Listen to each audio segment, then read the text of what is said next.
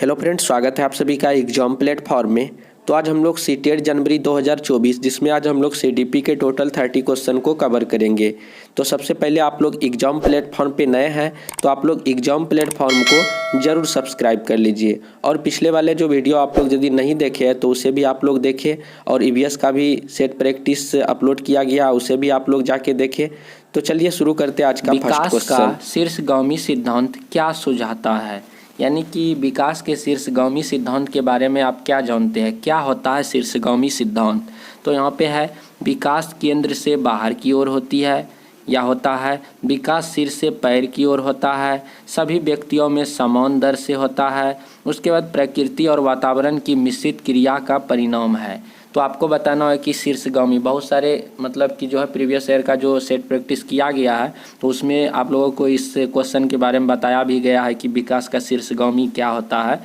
तो शीर्षगामी में क्या होता है कि जो है बच्चों के जो है सिर से पैर की तरफ विकास होता है। मतलब किधर होता है? सिर से, पहले होता है सिर में, सिर से जो है पैर की तरफ क्या होता है? विकास होता है। तो ऑप्शन नंबर 2 तो इस तरह से आपका राइट आंसर हो जाएगा। तो इस तरह का विकास आप लोगों को जो छोटे छोटे बच्चे होते हैं, शिशु होते हैं, उसमें समझने में आप लोगों को ज़्यादा मदद मिलता होगा।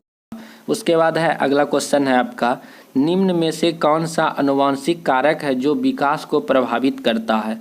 तो आपको बताना हो कि कौन सा कारक है जो कि विकास को प्रभावित करता है। तो आप लोग बताएंगे, पहला है आपका सामाजिक नीतियाँ, शैक्षिक संस्थाएं, जैविक परिपक्वता और सांस्कृतिक प्रथा। तो इसमें आपका ऑप्शन नंबर 3 बिल्कुल ही राइट आंसर हो जाएगा। क्या? जैविक परिपक्वता जो है आपका जो है ऑप्शन नंबर 3 बिल्कुल ही राइट आंसर हो जाएगा। तो इसमें क्या होता है कि इसमें जो है विकास एवं वृद्धि, जैसे कि हड्डियों, मांसपेशियों और विभिन्न सारे जो अंगों के जो है पार्ट होते हैं, जैसे और आप लोग संज्ञानात्मक और भावात्मक, सामाजिक विकास, ये सारे जो है मतलब कि विकास इसमें आ जाते हैं जब जैविक परिपक्वता बच्चे में होता है। तो यह एक आनुवंशिक कारक है और विकास को काफ़ी हद तक जो है यह क्या करता है? प्रभावित करता है। तो इस तरह से आप लोग का हो जाएगा क्या? जैविक परिपक्वता आपका राइट आंसर हो जाएगा।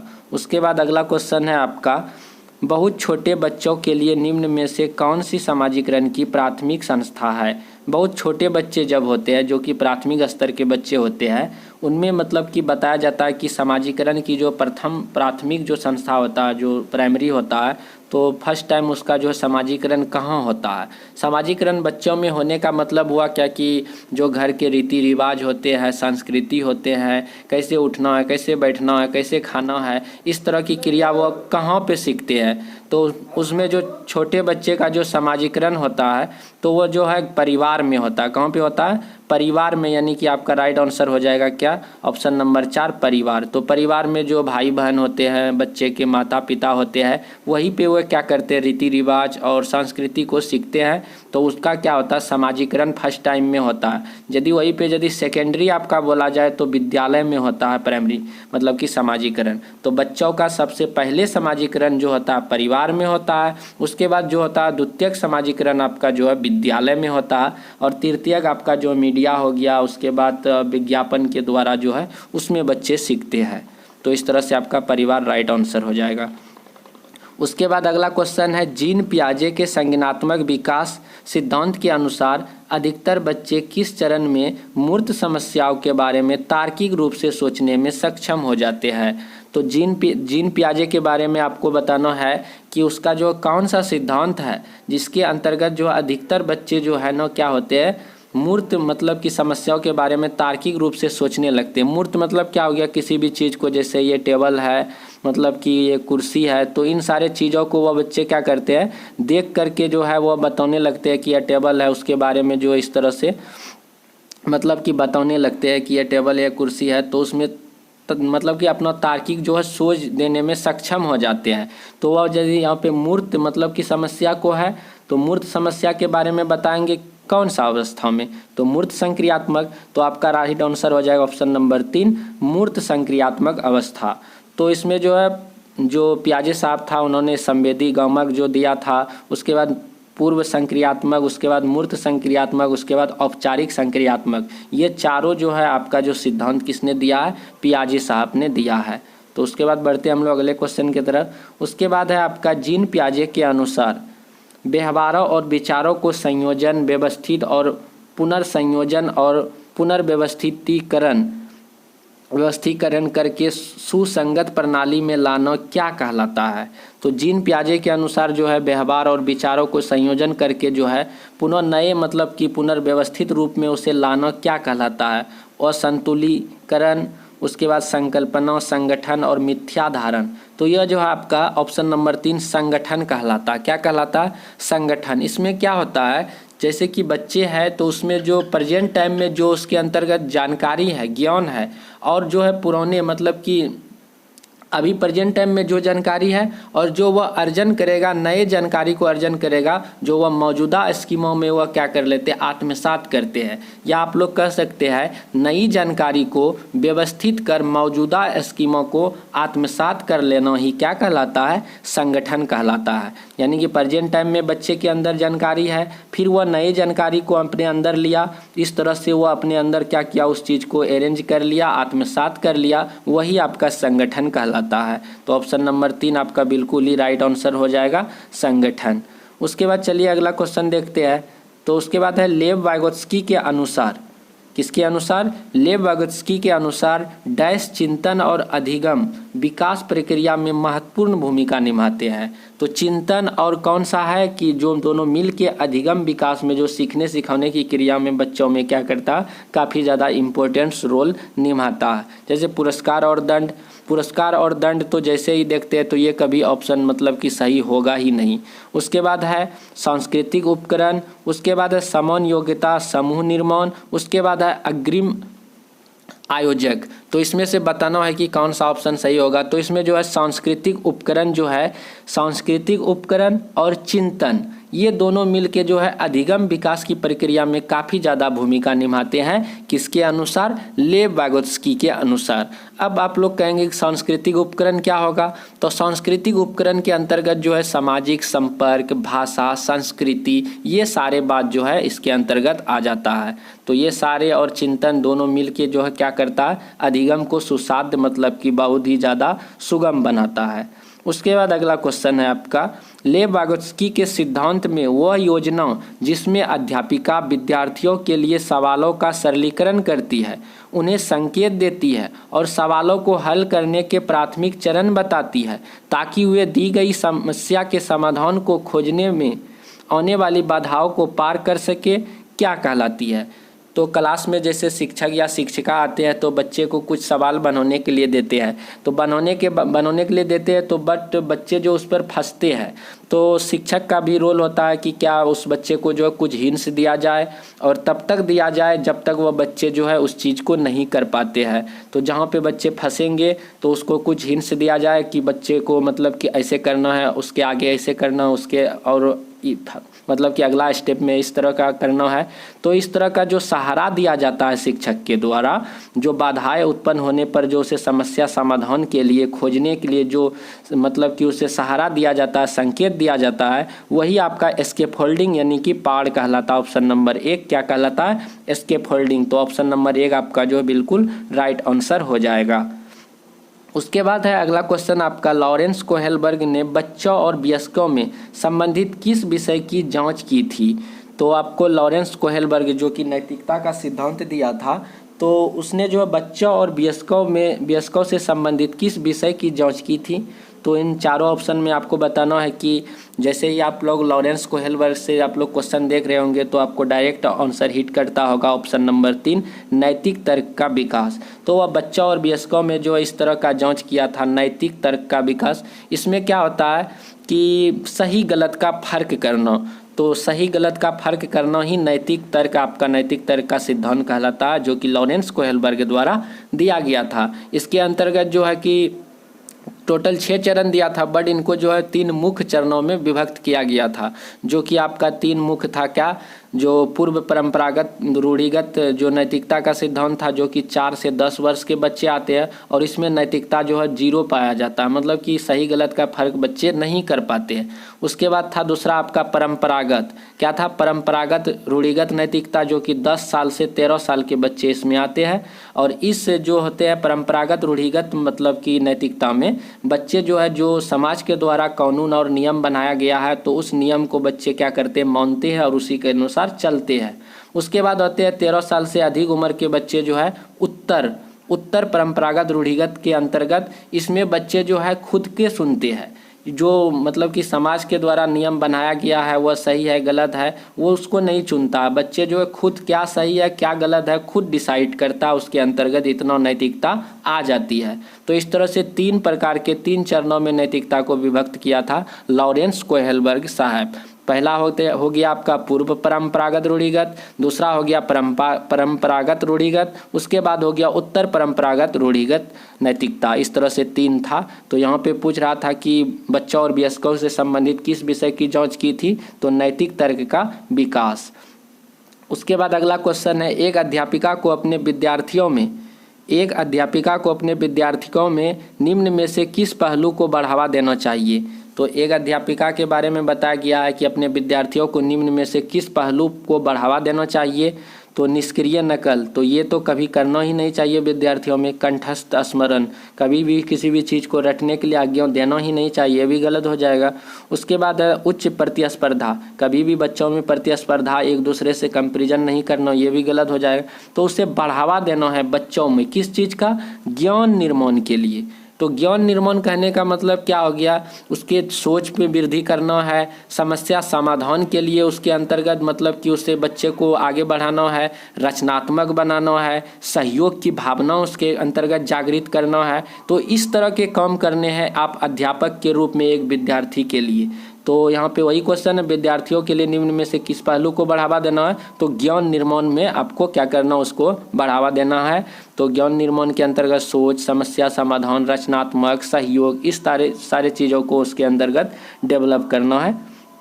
अगला क्वेश्चन है आपका, बुद्धि के समकालीन संप्रदायों के अनुसार बुद्धि लब्धि परीक्षण किसी व्यक्ति की बुद्धिमत्ता को जांचने के लिए उपयुक्त नहीं है क्योंकि वे अक्सर डैश होते हैं।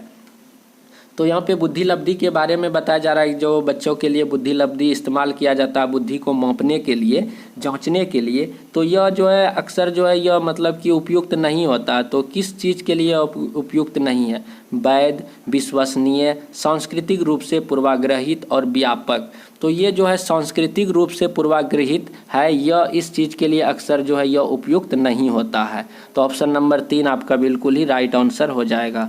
उसके बाद है भाषा और विचार। तो भाषा और विचार क्या है उसी के बारे में आप लोगों को बताना है। तो ऑप्शन के अनुसार आप लोग टिक कर सकते हैं। जैसे पहला ऑप्शन है भाषा और विचार के बारे में, कई महत्वपूर्ण रूपों से अंतःक्रिया करते हैं। उसके बाद एक दूसरे से स्वतंत्र रूप से विकसित होते हैं, एक दूसरे से क्या अलग होते हैं। भाषा और विचार एक दूसरे के मतलब कि अलग नहीं होते, एक दूसरे से जो है जुड़े हुए हैं, पूरक है, घनिष्ठ संबंध रखते हैं। तो इस तरह से ये गलत ही हो जाएगा। उसके बाद किसी व्यक्ति के विकास को प्रभावित नहीं करता, ये भी गलत बात है। क्या भाषा और विचार किसी व्यक्ति को विकास के प्रभावित नहीं करेगा, बिल्कुल प्रभावित करेगा। उसके अंतर्गत यदि अच्छा भाषा है, अच्छा विचार है तो वो अच्छा व्यक्ति होगा। यदि उसके अंतर्गत अच्छा भाषा नहीं है, अच्छा विचार नहीं है, किसी से बात करने की उसके अंतर्गत जो है उस तरह का जो है नहीं है पर्सनैलिटी, तो वह बिल्कुल ही वह अच्छा व्यक्ति नहीं कहलाएगा। तो इस तरह से ये भी गलत हो जाएगा। एक स्थिर है और एक रूप तरीके मतलब कि एक रूप तरीके से ही अंतःक्रिया करते हैं। क्या एक स्थिर है, ये भी गलत बात है। लेकिन यह जो कई महत्वपूर्ण रूपों से अंतःक्रिया करते हैं, तो भाषा और विचार जो है दोनों जो है क्या करते हैं, मतलब कि एक दूसरे से जुड़े हुए हैं और दोनों मिलके जो है अंतःक्रिया करते हैं। जैसे भाषा के बारे में आप लोग बोल सकते हैं कि यह विचारों, भावों, अनुभवों और उसके बाद जो होता है संज्ञानात्मक विकास, इस तरफ से सारी चीज़ों से वह प्रभावित होता है। और विचार के बारे में भी बोल सकते हैं आप लोग की प्रक्रिया, भाषा और सांस्कृतिक और सामाजिक द्वारा यह भी प्रभावित होता है। तो इस तरह से भाषा और विचार दोनों एक ही है। उसके बाद है अगला क्वेश्चन, लगभग किस उम्र के आसपास प्रायः बच्चे में जेंडर भूमिका की प्रारंभिक समझ आ जाती है। क्या 4 वर्ष में, 10 वर्ष में, 14 वर्ष में, 18 वर्ष में। तो आपको बताना हो कि किस वर्ष मतलब कि उम्र के बच्चे में लगभग जेंडर भूमिका मतलब कि लड़का लड़की या में फ़र्क वो जो है करना जो है मतलब कि उसके अंतर्गत आ जाता है विविधता।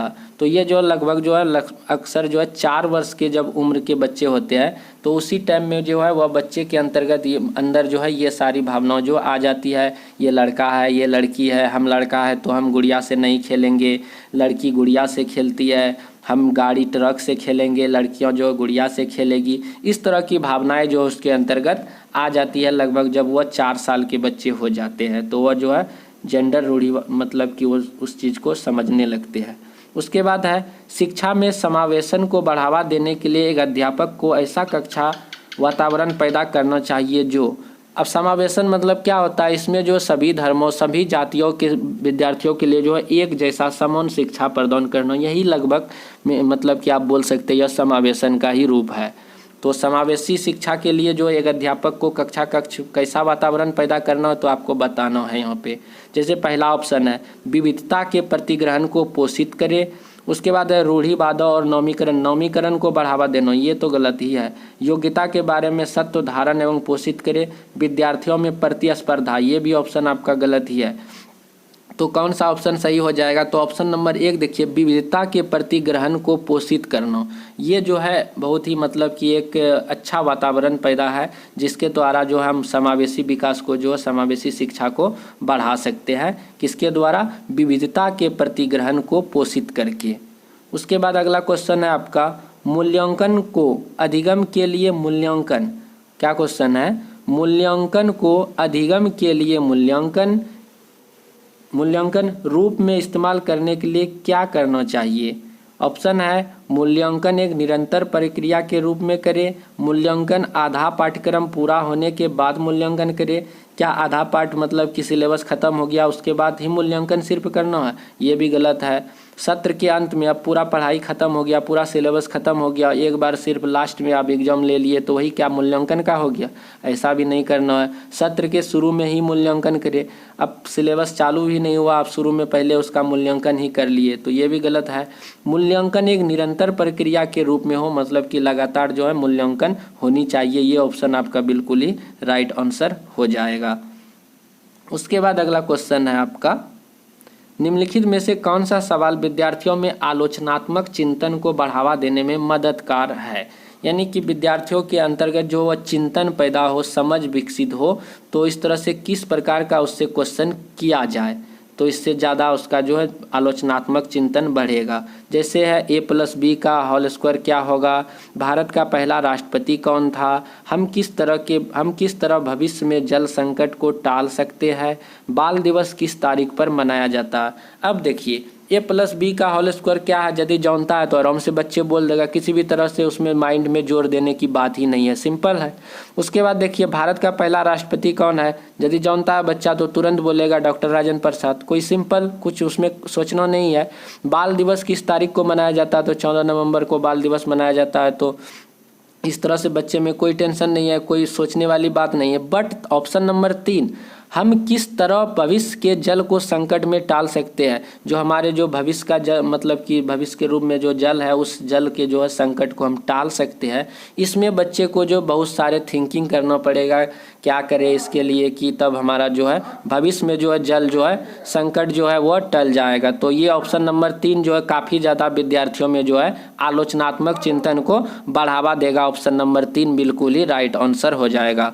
उसके बाद अगला क्वेश्चन है आपका पिछड़े वर्गों से आने वाले विद्यार्थियों के सफल समावेशन हेतु महत्वपूर्ण है कि, तो आपको बताना है कि जो पिछड़े वर्गों के आने वाले विद्यार्थियों के सफल समावेशन हेतु महत्वपूर्ण क्या है। जो काफ़ी ही ज़्यादा पिछड़े वर्ग से विद्यार्थी आते हैं और उसमें जो सफल समावेशन हो इसके लिए क्या इम्पोर्टेंट है। जैसे पहला नंबर है उन्हें केवल अलग संकायों में पढ़ाया जाना चाहिए। जो पिछड़े वर्ग से बच्चे आते हैं क्या उसे अलग कक्षाओं में पढ़ाना मतलब कि ज़्यादा इम्पोर्टेंट है, ये गलत हो जाएगा।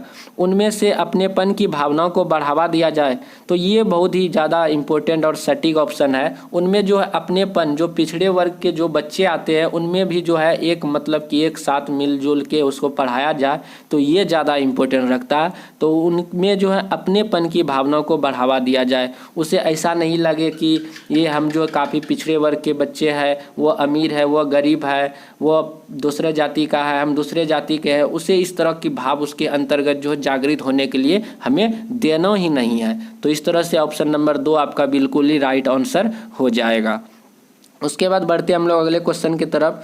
अगला क्वेश्चन है आपका, गुणज वैकल्प से जूझने वाले विद्यार्थी अक्सर किस क्षेत्र के चुनौती को महसूस करते हैं। तो गुणज वैकल्प से जो भी मतलब कि कैलकुलेशन लेवल के जो भी होते हैं, जोड़ घटा गुणा भाग, इस तरह के सवालों को बनाने में जो भी बच्चा जो है फंसते हैं, जिसको परेशानी होता है, बाधा उत्पन्न होता है, तो उससे जो है क्या कहा जाता है। तो मतलब कि चुनौती जो महसूस करते हैं वह किस क्षेत्र में चुनौती महसूस करेंगे, चित्रण में, दौड़ में, गायन में, गणित में। तो ये गणित में ही इस तरह के सवाल आते हैं, गुणा भाग जोड़ घटाव में बच्चे यदि फंसते हैं तो किस क्षेत्र में फंसेंगे, गणित में ही फंसेंगे। तो ऑप्शन नंबर 1 बिल्कुल आपका राइट आंसर हो जाएगा।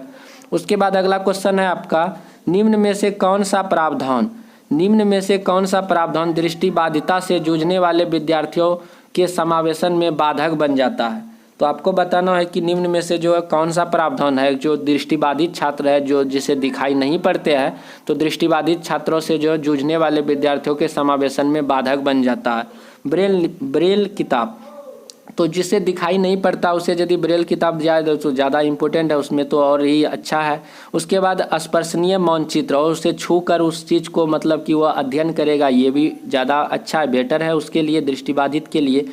उसके बाद है लिपिक की मदद लेना, ये भी उसके लिए ज़्यादा ही इम्पोर्टेंट है, अच्छा है उसके हित के लिए। उसके बाद है लिखित परीक्षाएं, तो ये जो है ज़्यादा उसके लिए जो है एक बाधक की समान आ जाते हैं। जो मान के चलिए दृष्टिबाधित है, मतलब कि उसे दिखाई नहीं पड़ता है, तो उसके लिए जो लिखित सामग्री होगा, लिखित परीक्षा यदि लिया जाए तो उसके लिए जो है एक तरह से क्या हो जाएगा, बाधा उत्पन्न हो रहा है। तो इस तरह से ऑप्शन नंबर 4 बिल्कुल ही राइट आंसर हो जाएगा। उसके बाद अगला क्वेश्चन है आपका, निम्न में से कौन सा गुण प्रायः स्वालीनता ग्रहित विद्यार्थियों में देखा जाता है, मतलब कि ऑटिज्म। तो स्वालीनता ग्रहित विद्यार्थियों में देखा जाता है। जो स्वालीनता मतलब होता क्या है कि उसमें जो बच्चे किसी भी चीज़ को जो दोहराता है, जैसे पढ़ रहा तो उसी चीज़ को दोबारा पढ़ेगा, लिख रहा तो दोबारा लिखेगा, तो उसमें जो पुनरावृत्ति का व्यवहार आ जाता है। तो स्वालीनता में हमेशा बच्चे में क्या होता है, उसमें पुनरावृत्ति का व्यवहार आ जाता है, दोहराव की मतलब कि व्यवहार उसके अंतर्गत जो है ऑटिज्म में आ जाती है। तो इस तरह से अगला क्वेश्चन हम लोग देखते हैं। रेशमा 3 साल की उम्र से ही स्वतंत्र रूप से पढ़ने लगी और उसने अपनी पहुंच की हर किताब पढ़ ली। रेशमा किस तरह की विशेषता दिखा रही है। तो रेशमा जो महज वो 3 साल की उम्र की है और वह स्वतंत्र रूप से पढ़ने लगी, मतलब कि वह जो है एकदम फ्री रूप से जो है किसी भी चीज़ को एकदम मतलब कि पढ़ रही है, और उसने अपनी पहुंच इस तरह मतलब कि पहुंच की कि हर किताब पढ़ ली, और वह जो टोटल किताब जो है अच्छी तरह से वह पढ़ लेती है। तो वह किस तरह की विशेषता को दिखा रही है। तो स्वालीनता, प्रतिभाशाली, पठन वैकल्प या मानसिक विकलांगता। तो इसमें जो प्रतिभाशीलता, तो यह जो एक तरह से गॉड गिफ्टेड बच्चे के रूप में वह जो अपने आप को जो है क्या कर रही है, प्रेजेंट कर रही है। तो कौन, रेशमा, जो कि मात्र 3 साल की और सारे किताब को वह जो है मतलब कि पढ़ ले रही है। तो वह एक तरह से गॉड गिफ्टेड बच्चा, जो लगभग इन बच्चों की जो आईक्यू पावर, जो आईक्यू लेवल होती है 140 प्लस इनकी आईक्यू लेवल हो जाती है, जो गॉड गिफ्टेड बच्चे होते हैं। तो प्रतिभाशीलता को वह दर्शा रही है। उसके बाद है बच्चे सबसे बेहतर डैश द्वारा सीखते हैं। तो बच्चे सबसे अधिक जो है किस रूप में सीखते हैं, खोजी अधिगम द्वारा, पुनरावृत्ति अभ्यास द्वारा, निष्क्रिय नकल द्वारा, कंठस्थ स्मरण द्वारा। तो इसमें से आपका सबसे ज़्यादा सटीक ऑप्शन आप लोगों को बताए थे खोजी अधिगम या अन्वेषण की बात जब भी आए तो वो आपका राइट आंसर हो जाता है। तो खोजी अधिगम, तो बच्चे सबसे बेहतर जो है द्वारा सीखते हैं, किसके द्वारा, तो खोजी अधिगम के द्वारा सीखते हैं। तो ये आपका जो बिल्कुल ही राइट आंसर हो जाएगा। खोजी अधिगम में क्या होता है कि अधिगम का अनुभव करते हैं, अध्ययन करते हैं और निर्देशों का अवलोकन करते हैं, नए ज्ञान और कौशल, दृष्टिकोण और व्यवहार को जो है बच्चे क्या करते हैं उसमें अपनाते हैं। तो इस तरह से खोजी अधिगम द्वारा बच्चे बेहतर ढंग से सीखते हैं। तो आप लोग एग्जाम प्लेटफॉर्म को ज़रूर सब्सक्राइब कर लीजिए, क्योंकि एक छोटे से यूट्यूबर मतलब कि हम हैं, तो आप लोग यदि सपोर्ट करेंगे तो मेरे लिए बहुत ही ज़्यादा और मोटिवेशनल टाइप का हमको जो काफ़ी ज़्यादा मोटिवेट भी मिलेगा कि आप लोग इस तरह से हमें रिस्पॉन्स दे रहे हैं। तो चलिए, आप लोग एग्जाम प्लेटफॉर्म को नहीं किया है तो जल्दी से सब्सक्राइब भी कर लीजिए। तो क्वेश्चन है आपका कथन, विद्यालयों को केवल सीखी गई सामग्रियों के पुनरुत्पादन पर जोर देना चाहिए। विद्यालय को क्या केवल सीखी गई जो सामग्री है उसी पर पुनरुत्पादन पर जोर देना चाहिए। तर्क कहता स्मृति न तो रचनात्मक होती है और न ही निर्वाचनात्मक होती है, यानी कि आपका जो कथन भी गलत है और आपका जो है तर्क भी गलत है, यानी कि दोनों ही गलत है। ऑप्शन नंबर 4 आपका बिल्कुल ही राइट आंसर है। चलिए उसके बाद अगला क्वेश्चन देखते हैं हम लोग। तो अगला क्वेश्चन है, एक अध्यापिका को कैसे अधिगम क्रियाकलाप बनाने और संपादित करने चाहिए। तो एक अध्यापिका को जो है कैसे अधिगम और क्रियाकलाप बनाने और संपादित करने चाहिए। तो ऑप्शन है पहला, जिनकी प्रवृत्ति अति अमूर्त हो। तो आप मान के चलिए एक अध्यापक है, बच्चे को यदि किसी भी चीज़ को बारे में पढ़ाना है, उसको संपादित करना है, तो जिनकी प्रवृत्ति अमूर्त हो, जिनका जो है बच्चे मतलब कि कभी उस चीज़ को देखा ही नहीं है, तो उसके बारे में उस चीज़ के बारे में बोला जाए कि ऐसे वैसे होता है, तो उस चीज़ से बच्चे जल्दी नहीं सीख पाएंगे। उसके बाद है जो विद्यार्थियों की रुचि का अनुरूप हो। उसके बाद है जो विद्यार्थियों के परिवेश और गैर अनुदेशीय हो। उसके बाद जिनका उद्देश्य सिर्फ वह पूर्व ज्ञान का पुनरुत्पादन मात्र हो। तो ऑप्शन नंबर 2 देखिए, जो विद्यार्थियों के रुचि के अनुरूप हो। यदि आप अध्यापिका है या अध्यापक है, यदि आप बच्चों में एक अच्छे क्रियाकलाप के द्वारा अधिगम कराना चाहते हैं, संपादित करना चाहते हैं, तो जो बच्चे को इंटरेस्ट लग रहा है जिस चीज़ में, यदि उस चीज़ को आप यदि कराएंगे, उस चीज़ के माध्यम से आप लोग उसको एक्टिविटी के द्वारा सिखाएंगे, अधिगम कराएंगे, तो वह ज़्यादा बेटर रहेगा। तो जो विद्यार्थियों की रुचि के अनुरूप होगा तो उस चीज़ के द्वारा आप संपादित करेंगे, निश्चित तौर पर बच्चे अच्छे से सीखेंगे। तो ये आपका राइट आंसर हो जाएगा। उसके बाद अगला क्वेश्चन है आपका, अधिगम प्रक्रिया में विद्यार्थियों की संलग्नता को अधिकारिक करने के लिए एक अध्यापिका को क्या करना चाहिए।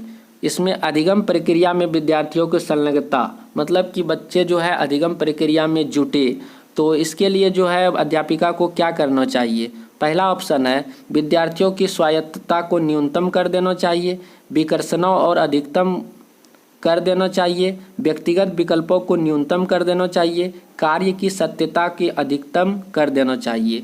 तो अधिगम प्रक्रिया विद्यार्थियों की संलग्नता को आधिकारिक बनाने के लिए आप यदि अध्यापक है तो आप अध्यापिका के रूप में या अध्यापक के रूप में जो है आप क्या करेंगे, कार्य सत्यता को अधिकतम कर दीजिएगा। ये आपका जो है बिल्कुल ही राइट आंसर हो जाएगा, ऑप्शन नंबर 4। उसके बाद अगला क्वेश्चन है आपका, एक सामान्य युक्ति जो दी गई समस्याओं के समाधान तक पहुंचने में मददगार हो सकती है, डैश कहलाती है। तो एक सामान्य युक्ति है, तो आपको बताना है कि जो समस्या के समाधान मतलब किसी भी समस्या को, किसी भी क्वेश्चन को बना रहे तो उसके हल तक पहुंचने में मददगार करती है, वह क्या कहलाती है। स्मृति सहायक तकनीक, प्रक्रियात्मक स्थिरता, अनुक्रिया समुच्चय, अनुमानी सोच। तो आपका जो है अनुमानी सोच आपका जो है बिल्कुल ही राइट आंसर हो जाएगा। अनुमानी सोच में क्या होता है कि उसमें जो समस्या को हल करने, अनुमान लगाने, किसी भी चीज़ का निर्णय लेना यह काफ़ी उस निष्कर्ष तक पहुंचने में उसे क्या करता है, मदद करता है। तो वह क्या कहलाता है, अनुमानी सोच कहलाता है। बच्चे उस चीज़ पर अनुमान लगाता है, थिंकिंग करता है, तो वो उस चीज़ के द्वारा बच्चे जो है किसी भी समस्या को हल करने और उसके जो अंतिम मतलब कि पावदान तक वह जो है पायदान तक बच्चे पहुंच सकते हैं, तो अनुमानी सोच के द्वारा। उसके बाद अगला क्वेश्चन है आपका, विद्यार्थियों द्वारा ग्रहित वैकल्पिक अवधारणाएं। तो बताना है कि विद्यार्थियों द्वारा ग्रहित वैकल्पिक अवधारणाएं क्या है, तो आपको बताना है।